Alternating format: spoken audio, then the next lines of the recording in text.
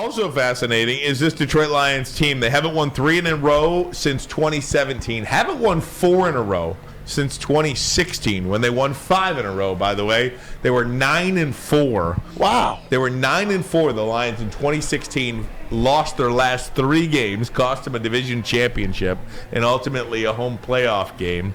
But again, this is a situation where I do think the Lions have an opportunity to get one and pick one off against the Giants here. But in order to do that, they're going to have to stop the run, and they're going to have to make Daniel Jones beat you.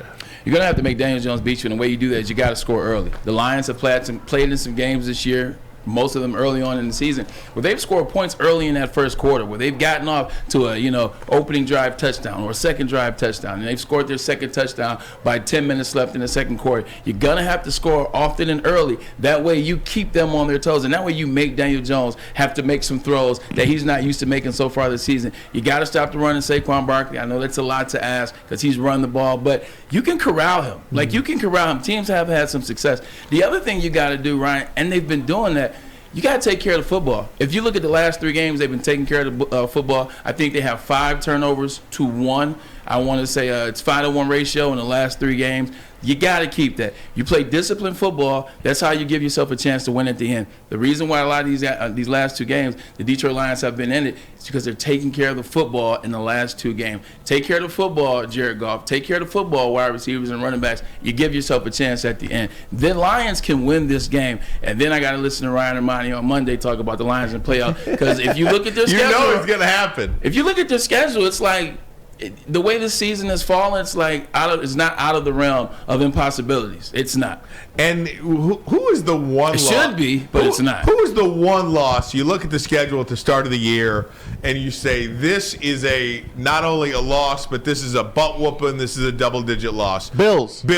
Does that look like that anymore, by the way? Yes. It still does. Yes. I disagree to a certain extent. Now, if you ask me who's the better team, it's the Buffalo. Clearly. It's clearly the Buffalo Bills. They're clearly a much better team.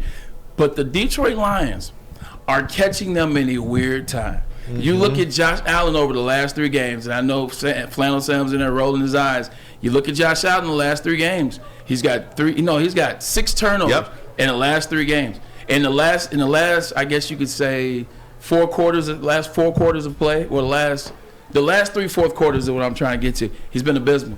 He has been abysmal. He's not gotten first downs. He's not extended the chains. He's not found guys that are wide open. They have struggled. They can't run the football. They struggle running the football. You got this whole thing hanging over them right now. What are they going to do with the Buffalo Bills and the Cleveland Browns? How's that game going to play out? What's going on? They missed practice this week. They're catching that Bills team at a very, very weird time. And the Lions, they thrive in weird situations. It's not who you play, it's when you play them. And actually, I'm going to go against myself right now because, you look at the Tennessee Titans. If I told you last night that the Tennessee Titans had 4 starters out and that Green Bay would hold Derrick Henry to 28 carries and 87 yards, which is a measly 3 yards a carry, you tell me that Green Bay probably won the game. Correct, right? 100%. But then again, Ryan Tannehill comes in and throws somehow for 333 yards in 14-degree weather in that cutting wind.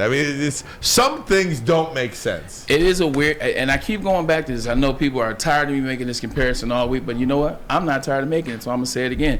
You look at 2 weeks ago, you look at the Tennessee Titans at Arrowhead, in a Sunday night football game where they had no business going to overtime with Malik Willis starting at quarterback. There was no reason for them to go to overtime against the Kansas City Chiefs, who most people have as the number 1 team in the NFL right now. I repeat, the Kansas City Chiefs, most people have them as the number 1 team in the NFL, and their quarterback is going to win the MVP, correct? Well, Malik Willis took them to overtime, and he had an abysmal game, and Derrick Henry didn't even touch the ball in the second half. Mm-hmm. It is a weird time in the NFL right now. That's why I say Detroit Lions, you just go into it like, don't worry about anything but just beat them. No doubt about it.